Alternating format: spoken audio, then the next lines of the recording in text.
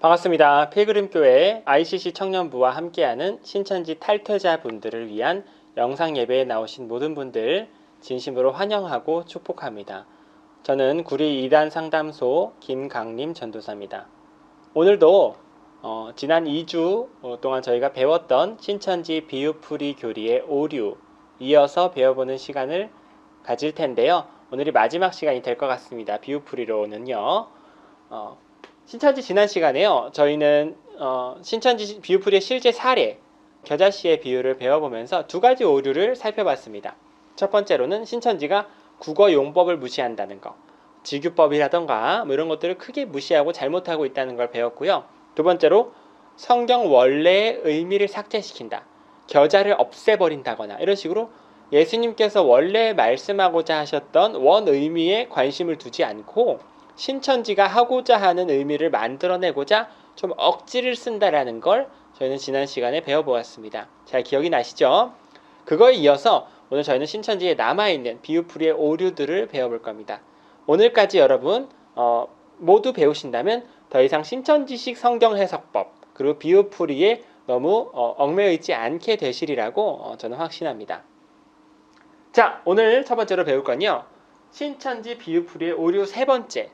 신천지는 원어를 전혀 고려하지 않는다라는 겁니다. 원어. 여기서 말하는 원어가 뭐냐면요.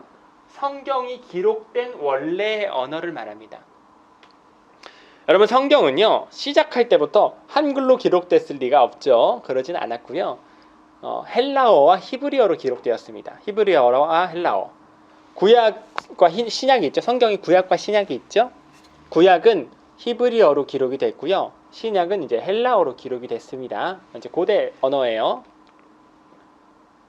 그런데 신천지인들은 그 히브리어와 헬라어를 전혀 이게 살펴보지도 않고 몰라요. 원어 자체를 몰라요. 그거에 관심이 없고 한글 성경만 이게 집착하고 그 한글 성경을 토대로 성경을 해석합니다. 그러니까 어떤 부분에서는 오류가 날 수밖에 없어요.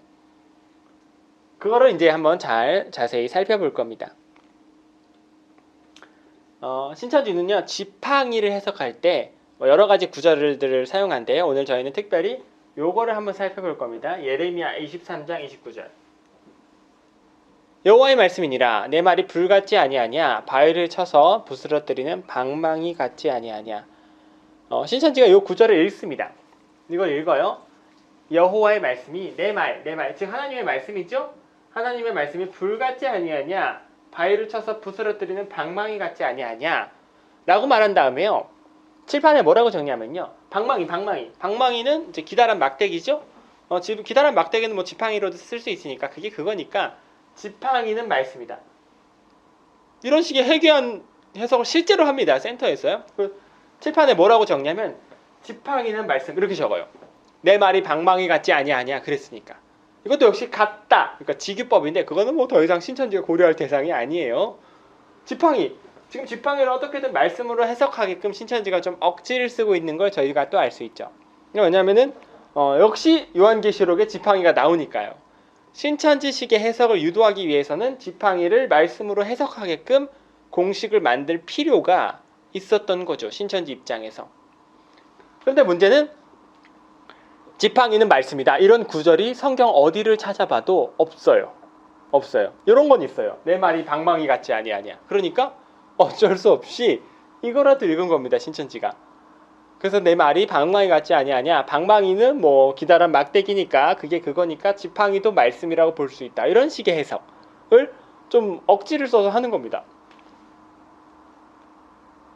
그렇다면 방망이를 지팡이와 같다. 뭐 그게 그거다 이런 식으로 해석하는 게 과연 괜찮을까요? 신천지 입장에서는 그저 기다란 막대기는 뭐 다 똑같아 보이는 모양이겠지만 예레미야 23장 29절에서 사용된 그 방망이라는 단어는 히브리어로 마케베트입니다. 마케베트 요거예요. 이거는 원어상 커다란 몽둥이나 망치를 뜻하는 용어입니다.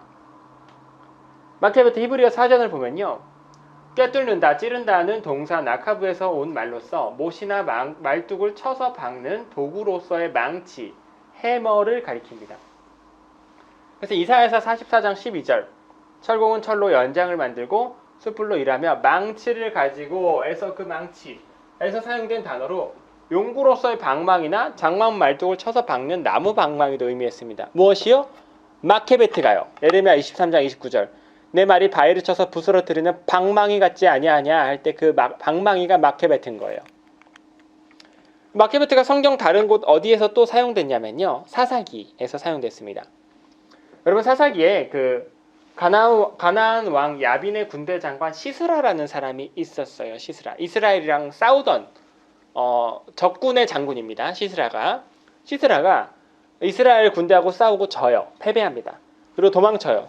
도망치다가 그 시스라하고 평화 상태였던 겐 사람 헤벨이라는 사람이 있어요. 헤벨의 장막으로 도망칩니다. 뭐 그런 내용이 있어요. 장막으로 갔더니 헤벨은 없고 헤벨의 아내였던 야엘이라는 여자가 거기 서 있었어요. 그 시스라가 야엘에게 가서 나 좀 숨겨주세요 그래요. 도망치는 상황이니까요. 야엘이 여기 들어오세요 하고 시스라를 숨겨줍니다. 시스라를 이제 침대에 눕게 하고요. 우유도 따라줘서 우유도 마시게 하고 이불도 덮어줘요. 시스라가 긴장이 풀려서 잠이 듭니다. 야엘이 장막 말뚝을 뽑아다가 그 시스라의 관자놀이에다 대고 박아버려요. 그 시스라가 즉사합니다. 그러니까 이 이스라엘하고 싸우던 적군의 장관이 여인의 손에 처참하게 죽임당하는 걸 보여주죠. 그 장면이에요. 사사기 4장 21절. 그가 깊이 잠드니 헤벨의 아내 야엘이 장막 말뚝을 가지고 손에 방망이를 들고 그에게로 가만히 가서 말뚝을 그의 관자놀이에 박음에 말뚝이 꿰뚫고 땅에 박히니 그가 기절하여 죽으니라. 여기서 관자놀이에 딱 말뚝을 대고 손에 씻겨 들고 있는 게 바로 마케베트 방망이에요. 이거는 지팡이가 될 수가 없어요. 지팡이. 그래서 히브리어 원어의 그런 의미 때문에 영어 성경에서는 뭐라고 번역이 되어 있냐면요. 해머라고 번역이 되어 있습니다. It's not my word like as fire. 내 말이 불같지 아니하냐. says the Lord. 여호와의 말씀이니라. And like a hammer that breaks the rock in pieces. 바위를 조각내는, 부스러뜨리는 해머, 방망이 같지 아니하냐. 해머라고 표현이 되어 있네요.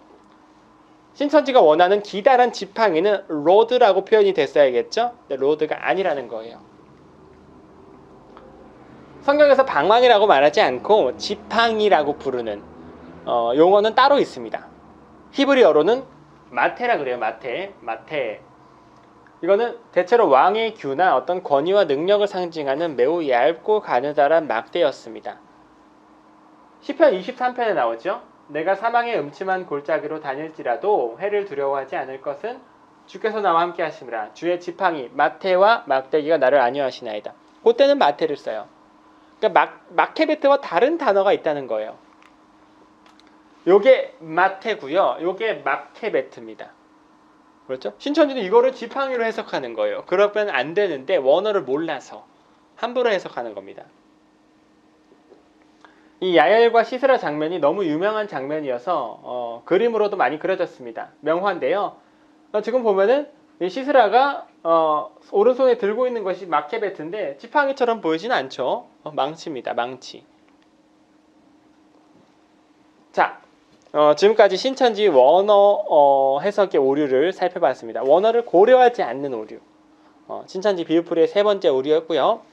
마지막 네 번째 오류입니다. 비유를 무조건적인 공식 대입으로 풀면 반드시 오류가 일어난다는 거예요. 자, 공식 대입은 늘 문제점이 있습니다. 신천지는 공식을 가지고 있어요. 시는 말씀, 나무는 사람, 새는 영 이런 식으로 해서 그 공식을 막 대입을 해요. 마태복음 13장에. 근데 어떤 부분은 대입해 봤더니 말이 돼요. 그리고 사람의 마음밭에 말씀을 심었더니 거듭난다. 영이 임한다. 이런 식으로 그럴듯한 스토리가 만들어지는 것들도 있어요. 신천지는 그런 것들만 소개합니다. 이런 걸 막 소개하면서 주장하는 게 뭐냐면 우리 이만희 총회장님께 마스터키가 있다는 거예요. 이 잠겨져 있는 성경 암호책의 비유, 이 자물쇠를 열 수 있는 마스터키가 이만희 교주에게만 있다. 그리고 막 여니까 진짜 비유가 풀리는 것 같고 공식 대입이 성공적인 것처럼 보이는 겁니다. 그런데요, 그렇지 않은 경우도 사실 훨씬 많아요. 이거는 저희 상담소에서 그냥 한번 만들어 본 겁니다. 신천지에서 가르치는 건 아니고요. 시편 84편 11절에 이런 말씀이 있습니다. 여호와 하나님은 해요 방패시라. 그럼 이걸 신천지가 읽으면은 칠판에 뭐라고 적겠어요? 신천지 비유식으로라면 뭐라고 적겠어요? 하나님은 해요 방패시라 그랬으니까 칠판에 이렇게 적겠죠. 하나님은 이퀄 해, 하나님은 이퀄 방패. 그렇죠? 여태까지 그런 작업을 했잖아요, 신천지가.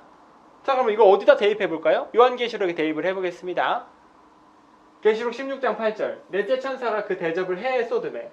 그럼 결국 넷째 천사가 대접을 해는 하나님이니까 하나님한테 대접을 쏟는 거네요.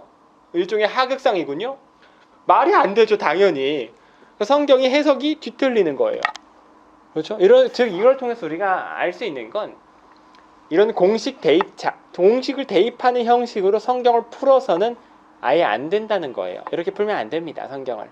그리고 사람이 자기가 원하는 스토리를 위해서 멋대로 만들어내기가 너무너무 좋은 도구가 바로 비유풀이라는 거예요. 비유풀이. 그래서 교주 밑에서 배웠던 사람마다 교주가 되는 거예요. 교주 밑에서 그 제자급, 교주의 제자, 간부급 정도까지 되어본 사람들이 비유풀이의 어떤 해악성, 비유풀이의 어떤 쉬움, 난이도가 쉽다는 부분들을 발견합니다. 양심만 버리면 그 사람들이 이거 나도 한번 교주 해먹을 수 있겠다라는 생각이 드는 거예요. 왜냐하면 비유풀이 때문에. 비유풀이를 잘만 사용하면 성경을 막 짝교리로 자기 마음대로 갖다 붙이면 자기가 원하는 스토리를 만들어낼 수 있는 거예요. 자기 자신을 신으로 만들 수 있는 겁니다. 그러니까 비유풀이를 통해서 교주가 되는 거죠. 너무나 해악성이 높은 교리라고 말할 수 있겠습니다.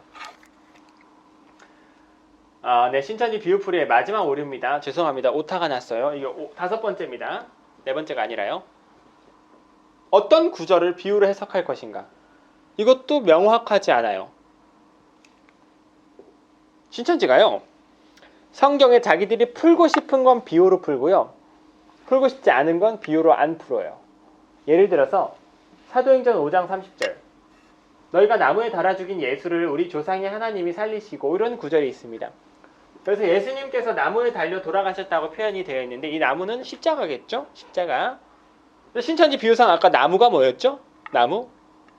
사람이었습니다. 사람. 말씀으로 거듭난 속사람. 지난 시간에 저희 배웠었죠. 그러면 예수님께서 결국 말씀으로 거듭난 속사람에 매달려 돌아가신 거네요. 그런 식으로 신천지가 풀까요? 이 구절을? 그렇지 않아요. 이 나무? 그냥 나무라고 생각해요. 십자가라고. 왜 그렇게 생각할까요, 신천지가? 말씀으로 거듭난 속사람에 달려 돌아가셨다 그러면 구절이 이상하니까요, 해석이. 그러니까 자기들 입맛에 맞는 부분만 비유로 풀고요, 해석이 난해한 경우는 그냥 놔둡니다. 매우 이거 정말 구별이 안 돼요, 신천지 본인들도. 반면에 창세기 가면요, 선악 열매 맺는 나무와 생명 열매 맺는 나무가 있어요. 나무가 두 그루가 있잖아요, 에덴 동산에. 신천지는 그 나무를 사람으로 봐요. 그래서 선악의 말을 하는 사람과 생명의 말을 하는 사람이라고 생각해요. 거기 어디에도 이것이 비유다, 상징이다 이런 말이 없어요. 그런데도 불구하고 멋대로 비유를 풀어요. 요한계시록에 가보면 생명나무가 나옵니다. 신천지는 그거를 생명의 사람, 이만희 교주라고 생각해요. 거기에 어디에도 비유라는 말이 없음에도 불구하고 자기들 풀고 싶은 거는 비유로 풀어요. 반면 어떤 거는 비유로 안 풀고, 그게 신천지 입맛대로라는 거예요. 입맛대로. 매우 비판할 만한 교리라는 겁니다.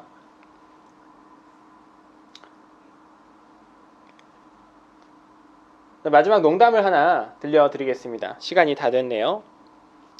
여러분, 이런 노래를 아실 겁니다. 원숭이 엉덩이는 빨개, 빨가면 사과, 사과는 맛있어, 맛있으면 바나나, 바나나는 길어, 길면 기차, 기차는 빨라, 빠르면 비행기, 비행기는 높으면 백두산. 신천지는 원숭이가 백두산이라고 우겨요. 여러분, 원숭이는 백두산입니다. 여러분, 이만희 교주가 구원자입니다. 이만희 교주를 믿어야만 구원받을 수 있습니다. 그러면 사람들이 무슨 말이에요? 이상한 말이다 그러죠. 이만희 교주가 구원자입니다. 그러면 뭐야? 무슨 말이에요? 이해가 안 되네 그러죠. 그런데 막상 신천지 센터 들어가서 배우면 여기서부터 배워요. 원숭이는 사과입니다. 몇 장 몇 절 보면은 원숭이가 사과인이라 쓰여 있어요. 진짜 그러네. 그 사람들이 여기서 오류를 발견하지 못하고 오히려 이렇게 반응해요. 성경적이다 이렇게 반응해요. 성경 구절에 쓰여 있으니까요. 그러면 성경적이라고 생각해요. 구절을 그 문맥 속에서 해석하는가 이거를 봐야 되는데 그럴 시간을 안 줘요. 문맥을 볼 시간 자체를 안 줘요. 몇 장 먼저 읽읍시다 그래요. 몇 장 먼저 읽고 바로 막 원숭이는 사과 읽고 막 그 시험 보고 막 그 공부하느라 바빠요. 센터 분위기가 재미도 있고 몇 장 하다 보니까 원숭이가 백두산이라고 하는데 그걸 믿는 거예요. 원숭이가 백두산입니다. 그러는데 맞지 이러는 거예요. 이건 일종의 징검다리 효과라는 겁니다. 징검다리 효과. 이 하나씩 징검다리를 건너는 거예요. 시는 말씀, 나무는 사랑, 새는 영, 밭은 사람의 마음 이런 식으로 신천지가 하나하나 징검다리를 건너게끔 했어요. 사람들이 수백 개를 몇 개월 동안. 이거를 징검다리를 건너오는 과정에서 그 센터에서 배웠던 사람들이 의문을 가지지 못하고 자기 눈으로 확인을 했어요. 성경에 그렇게 쓰여 있다는 걸 납득했다고요. 열심히 징검다리를 갔다가 딱 봤더니 어떤 할아버지가 서 있는 거예요.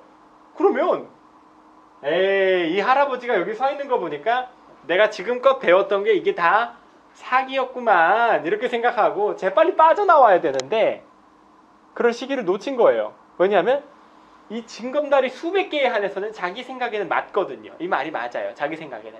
전문가의 상담을 안 받으면 내가 이거는 오류를 발견하지 못하고 납득하면서 재밌게 배웠단 말이에요. 이거는 맞아요. 이 시는 말씀. 이거는 아무리 생각해도 성경을 실제 대입을 해봤는데도 말이 풀렸거든요. 자기 생각이 그래요. 너무 맞는 거예요. 근데 이 할아버지는 영 아닌 거예요. 그러니까 그러면 좀 더 배워나 볼까? 더 들어나 볼까? 그러고 이 심리적 괴리를 믿음으로 극복하면서 들어가는 거예요. 그런 일이 현장에서 일어납니다. 그러니까 사람들이 생각하기에는 그 교주가 믿어집니까? 그 할아버지가 믿어져요? 그게 믿어져서 들어갑니까? 이렇게 생각하지만 들어가는 사람들도 이 할아버지가 믿어지는 게 아니에요.